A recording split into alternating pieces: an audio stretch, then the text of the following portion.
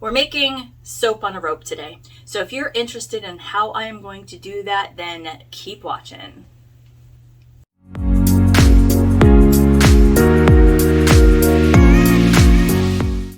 I have everything ready to go. So I have my lye sitting in here ready to be put in my water. And for this soap, I'm actually going to use some aloe vera juice. I am substituting the aloe vera juice for some of the water in the lye. I don't know if I can put it in the lye. I'm not going to. So there's that. So I'm just going to mix up the lye water and do that. I have my colorants ready, which I have Rise and Shine Mica. I believe that's from Nature's Garden. And I have Tequila Sunrise. I might need a little bit more than that. And I also have my Winter White Mica for the base of the soap. I have my goat's milk powder ready, and this is 4 tablespoons of goat milk powder. I have my kaolin clay ready. I have my sodium lactate ready. It's all ready. It's all ready. One of the things that we need when we're doing soap on a rope is the rope, obviously. So I have these. I made these. They're probably about 16, maybe about 16 inches long, something like that. I didn't really measure it, so sorry. But I wanted them to stick out of the mold enough to where people could get a hold of the rope. So what I did is just put the rope in there at the very, very bottom. And I don't want it touching the bottom, but I do want it in there. And this is about how much of the rope will be left after it is poured. So that's kind of how I measured it. I didn't really do it like, I'm not very scientific or technical, that's for sure. It's just on a whim. But I have these molds from Brambleberry, and I made 18 of them. I'm not sure if my recipe will fill all of these or if I'll have too much, so I do have other molds ready if I am overdoing it with the batter. So there's that. And I also have my blend of essential oils ready, and I just kind of like made this up on a whim. This is rosemary, Bulgarian lavender, lemon, grapefruit, and a little touch of patchouli. So there's that. So what I'm going to do is I'm actually going to mix that fragrance into the kaolin clay so it will actually hold, where the kaolin clay kind of anchors the fragrances in the soap. So that's what I like to do with, especially with essential oils. I'll probably have to mix this again once I pour it in my batter, but for now, that's great. I forgot the most important part. I have all of my batters. I have prepped 2 loaves of batter up, and this is going to be my hard butters and oils.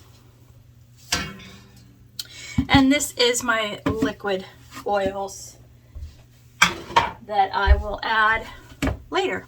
And the way I've been really liking to do this lately is I have been doing the hot transfer method. So basically I mix in the lye and let the lye water melt my hard butters and oils, and that's how I've been kind of doing it. And that was my lye that I put in my distilled water. When you do lye, please make sure that you know the proper safety procedures for that.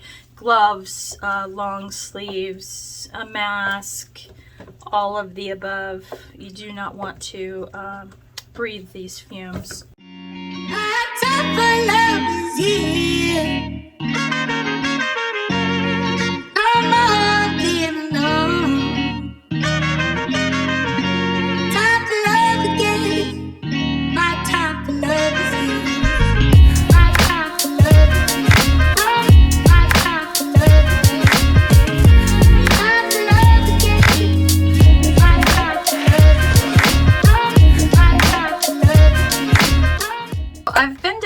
on whether or not, because you know, I don't do things until like the last moment because ADHD, but I've been debating on whether or not I actually want these to be more of a pastel color. So, because I have the orange and the yellow, the Rise and Shine, but the funky thing is, and I'll let you know when I get there, but there's something that goes on with this Rise and Shine mica that is quite interesting and sometimes very frustrating, to be quite honest with you. So the funny thing about this mica is that this mica turns an orange color when activated by the lye. It turns back, you can already kind of see it, it turns back into the beautiful yellow color after 24 hours, but it's called Morph. It morphs into a whole different color for about 24 hours. So yeah, so you're gonna see two oranges in this, but tomorrow when we cut it, it's going to be completely different. So it will go back to its yellow color. This one stays the orange color. This is Tequila Sunrise from Mad Mica, and it stays that color. And I don't want much color in here, I just want enough to give it an interesting little pop. Now that I've added all that, I'm actually going to add my sodium lactate, and for those who don't know, sodium lactate, when you add that, helps to harden the bar, and it also helps to get the mold, or get the loaf out of the mold a lot easier. So that's why I add sodium lactate. It is a salt derivative, so you could just add regular salt, but I have not tried that, so I wouldn't, like, don't go by what I say. Actually, you know, do your research on it and everything. So I have not done that, and it would be interesting to try. Maybe one day I'll do a video on that and see exactly how it does. So I've got my batter. I just added my goat's milk powder in there to my stuff, and now I'm going to go ahead and stick blend.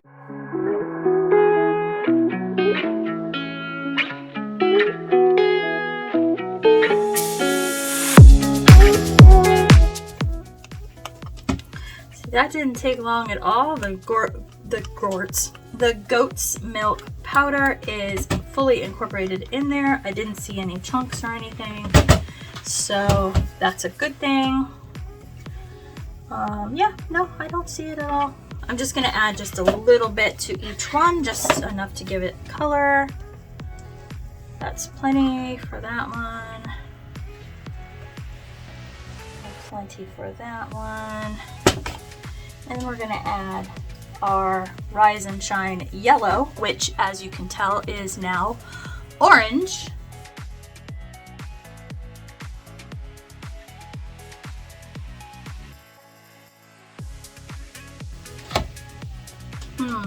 I am gonna make this more of a pastel kind of color. So with this, I'm gonna add just a little bit of a white. This is winter white mica from Nature's Garden. Yeah, I believe I get that from Nature's Garden. I get it in bags, so I put it in this container, which I ended up getting at the dollar store, so that's fun. It's just a small amount, so.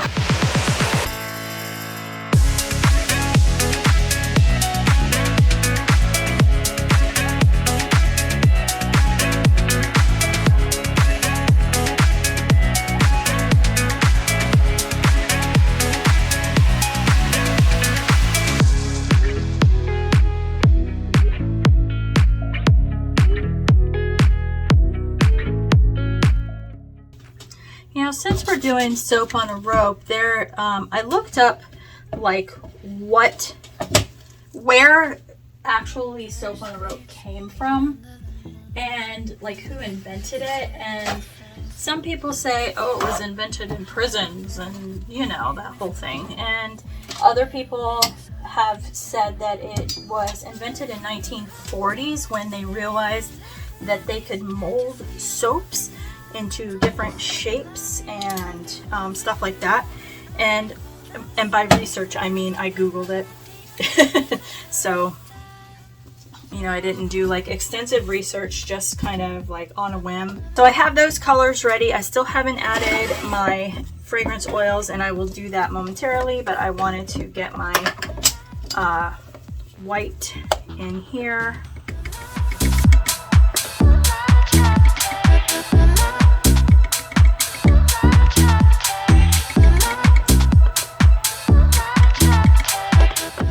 Woo! Now, each one of these little things was a teaspoon, and I'm doing quite a bit in there.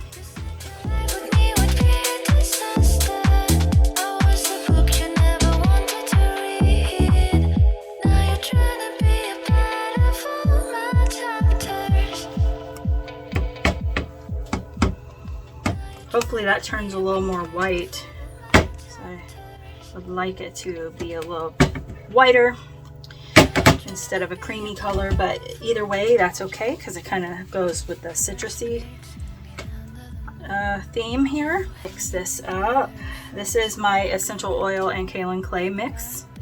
I'm going to add a little bit to each color, mix it in really good, and then we'll start pouring into our little square mold. Oh, that smells so good. I smell a lot of Bulgarian lavender, which is a nice smell. That's incorporated, and we're just going to do the in the pot swirl with these colors. I'm going to pour that one on this side.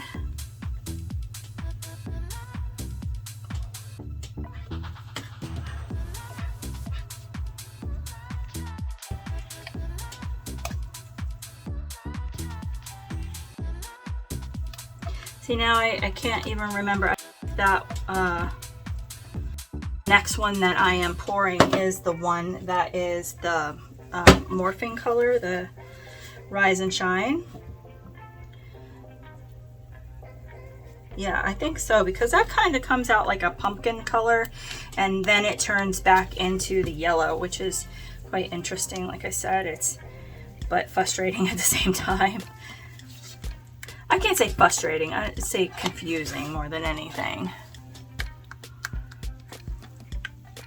So, and I'm just going to pour that on this side, and hopefully we'll get a good orange and yellow swirl for my citrus blast. No, that sounds like a drink.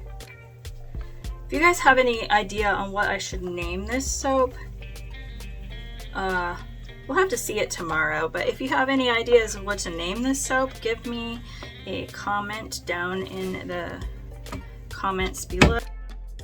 Let me know. I have no clue right now. So I'm just going to give it one little swirl, just like so.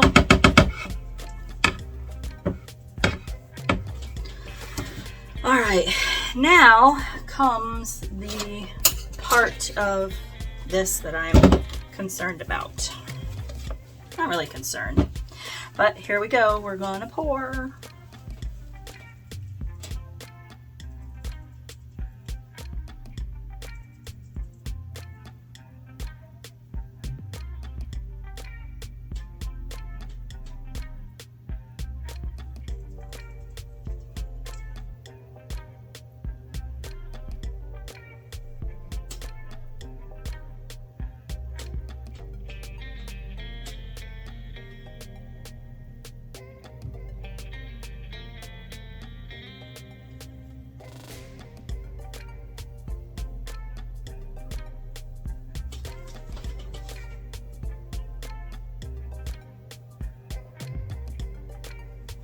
I thought for sure I was going to have a lot left over.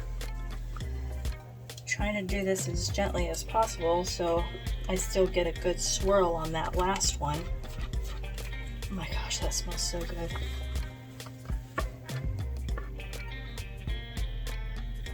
Sorry if you can't see. I'm trying to actually make it in the thing.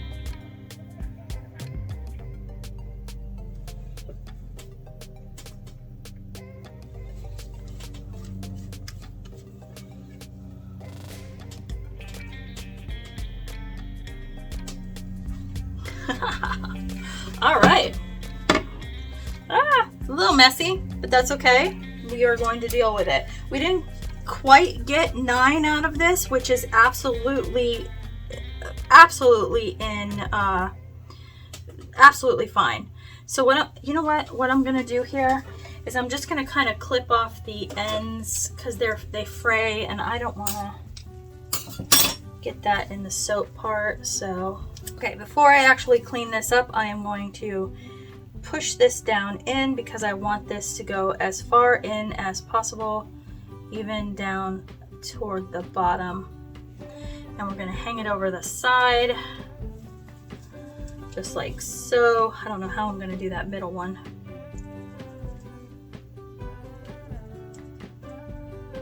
So once this cures, the rope will be stuck in the middle of these. Yeah, I probably should have just done the outside ones for this one, but that's okay because we'll figure it out. That's all the way down and we'll go in that one. There, we're gonna figure that out.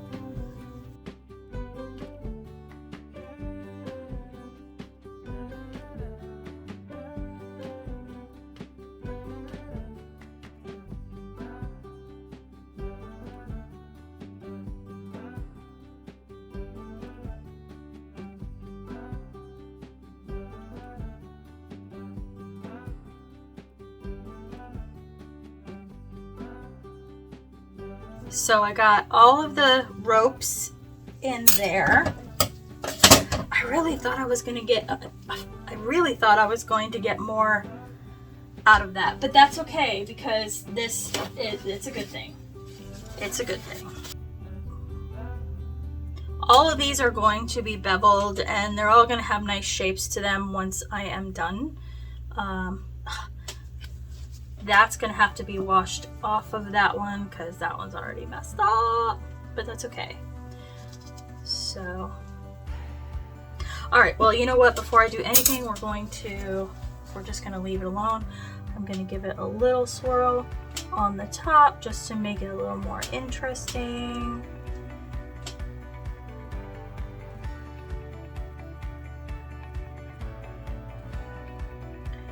Little swirly.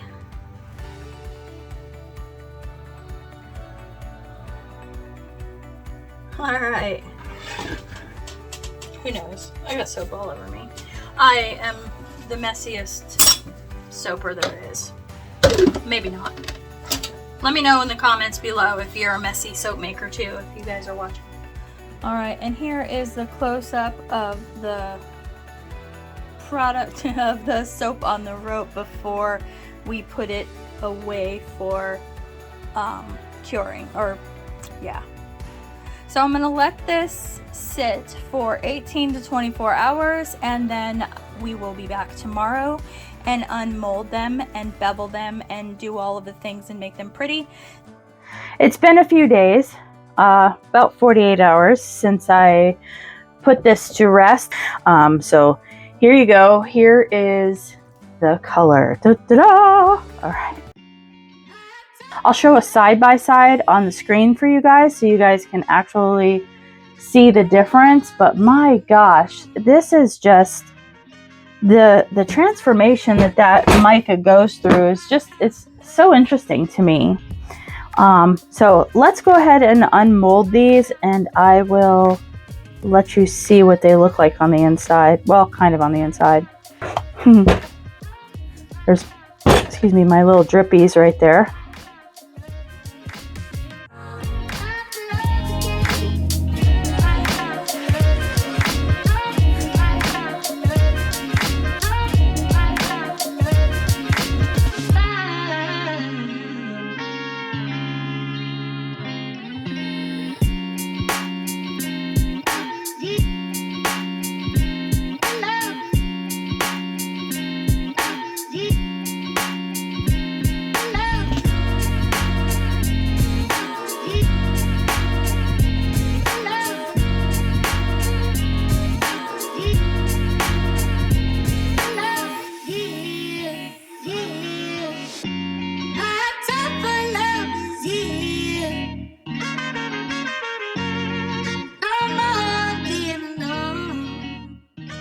my gosh, they look so cute.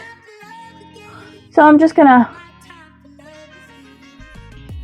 I don't know if I should do I don't want to do those edges, but maybe the top edges where I kind of did an overflow, maybe just clean those up a little bit. Oh, they smell so nice, citrusy, and they really kind of came out really nice. I like them. Oh, I like this one. I like the swirl on that one. That one looks kind of cool. And they smell delicious. So citrusy. Cool. Cool, cool, cool. Awesome. Yay! I'm very happy with those.